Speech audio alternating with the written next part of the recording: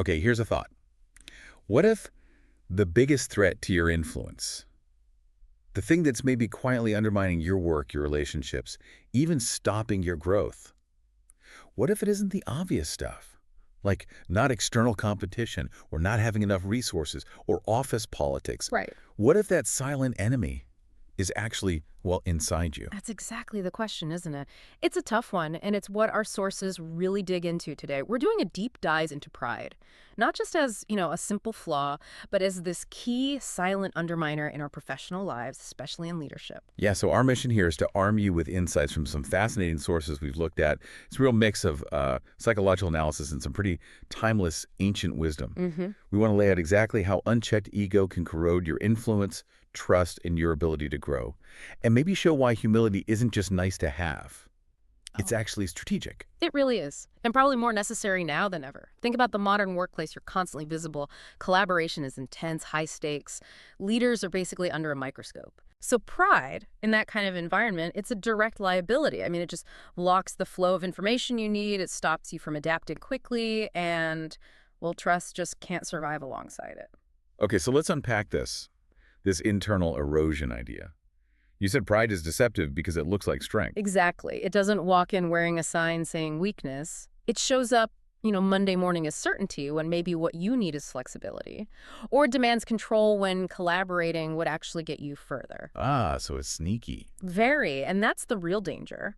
Look, most high achievers, they don't suddenly crash and burn in one big catastrophic moment. It's usually more gradual. How so? They fail because they got too stuck in their ways to adapt, or maybe too confident to really listen anymore, or too worried about their own image to actually learn from mistakes.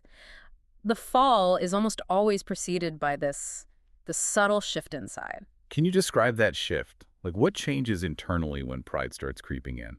Well, it's an internal change, but you see it externally, right? Confidence, which should be based on actual competence, it starts to slip into entitlement, which is pure ego. Okay. Decisiveness, which is a good leadership trait. It hardens into stubbornness, just refusing to change course, even with new data.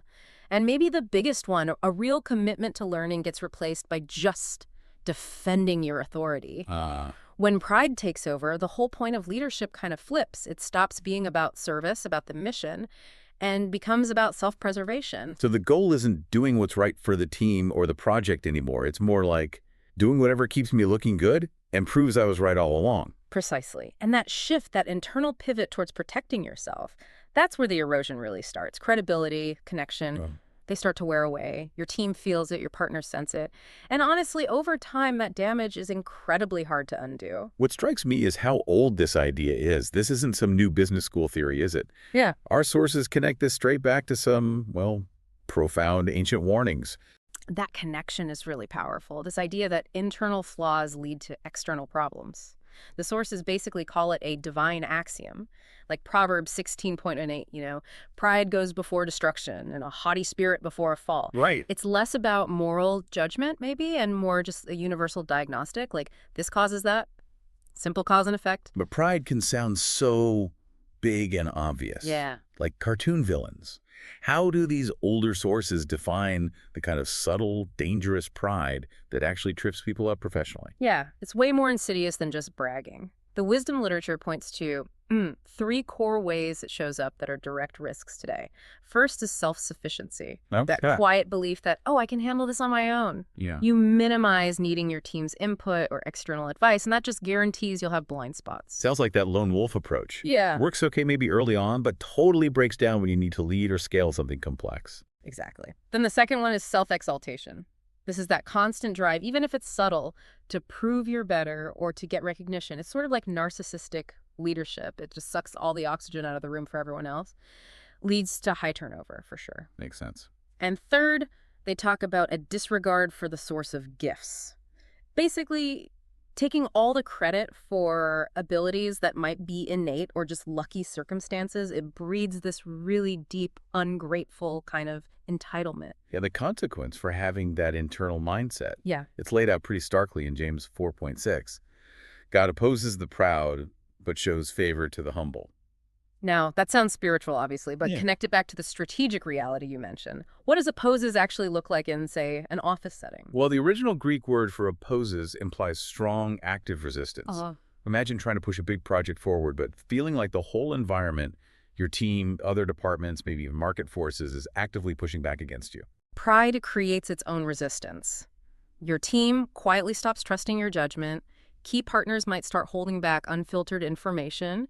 Your network kind of insulates itself from your decisions because they seem self-serving. So you're not just hitting headwinds, you're basically trying to sail into a hurricane you created yourself.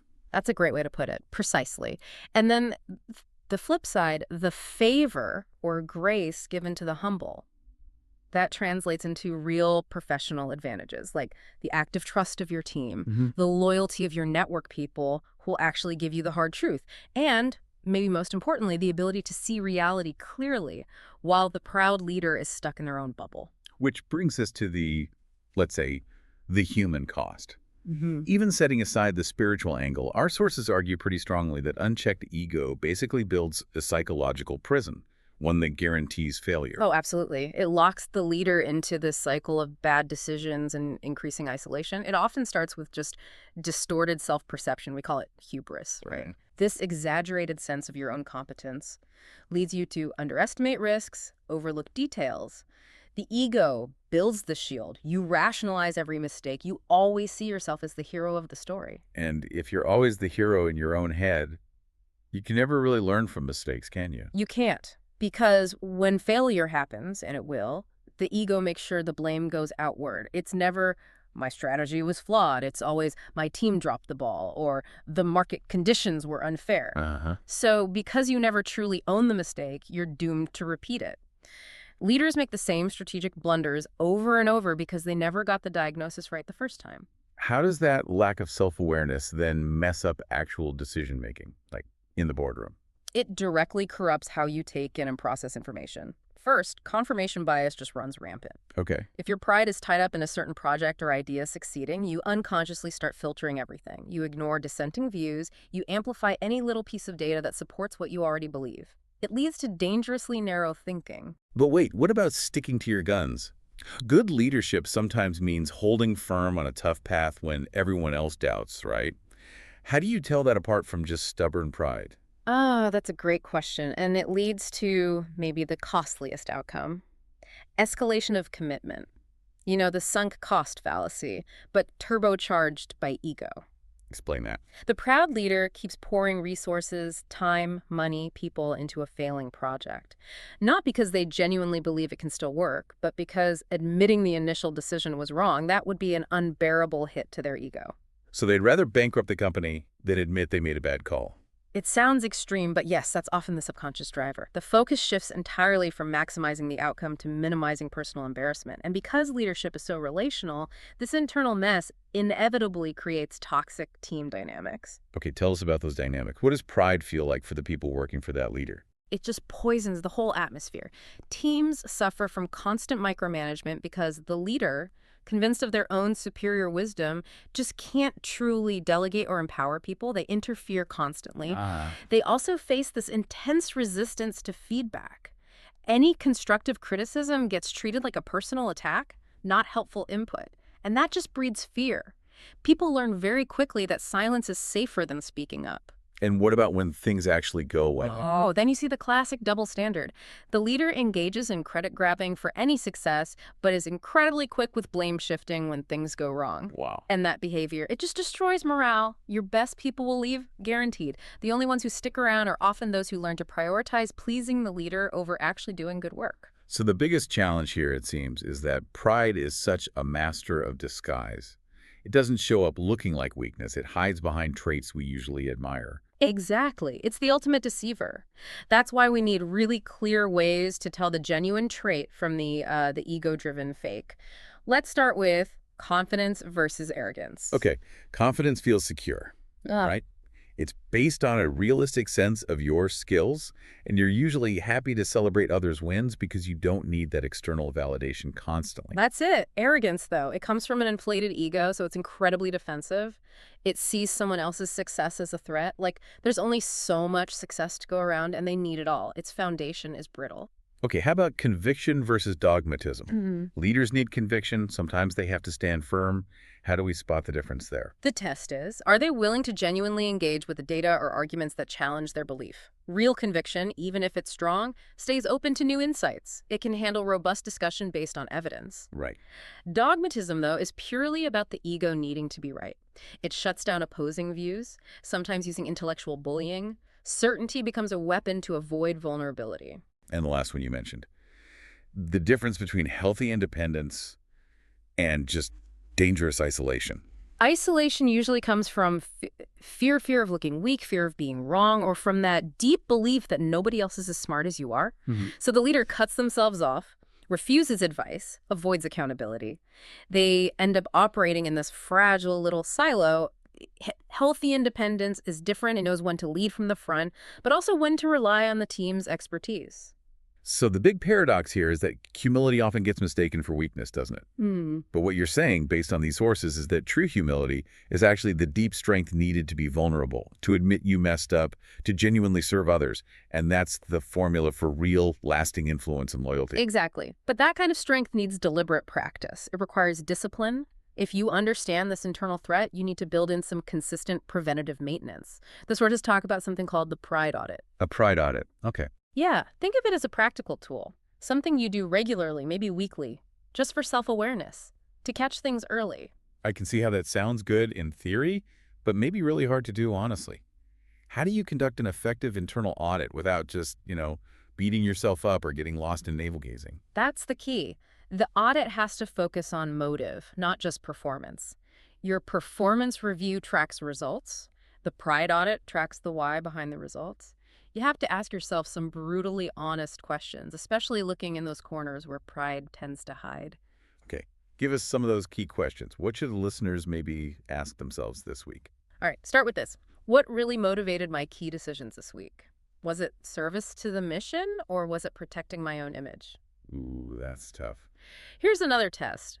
When I was listening to someone, was I listening to truly understand what they were saying, or was I just waiting for my turn to respond and make my point? Guilty as charged sometimes. We all are. Another good one. Where did I resist feedback this week? And why did I resist it? If you can pinpoint that resistance, you've likely found a little pocket of pride. And maybe a final one. Where did I take credit this week that honestly should have been shared or maybe given entirely to someone else? Okay, so using this audit regularly starts to build the opposite muscle, right? The fruit of humility, as you called it. This is where influence becomes constructive, not corrosive. Yes. Humility is like fertile soil for lasting influence. First, it immediately cultivates trust. How? Through being authentic, being willing to admit mistakes, that vulnerability, and by sharing credit genuinely. Right. Second, it naturally fosters collaboration. When you truly value what others bring, when you empower your team instead of controlling them, you shift from being a bottleneck to being a multiplier of everyone's capacity. And crucially, it fixes that core problem around decision-making you mentioned earlier. Absolutely. Above all, it enables learning and adaptability. Humility keeps you teachable. You start seeing failure not as some final verdict on your worth, but as essential data. Expensive data maybe, but necessary for the next success. The humble leader can pivot strategy without needing a big song and dance to save face. Wow. This has been, Yeah. a really insightful deep dive. Let's try and sum up that core conflict one last time for everyone listening. Pride makes big promises, greatness, autonomy, but the reality it delivers is isolation, blindness, and eventually destruction.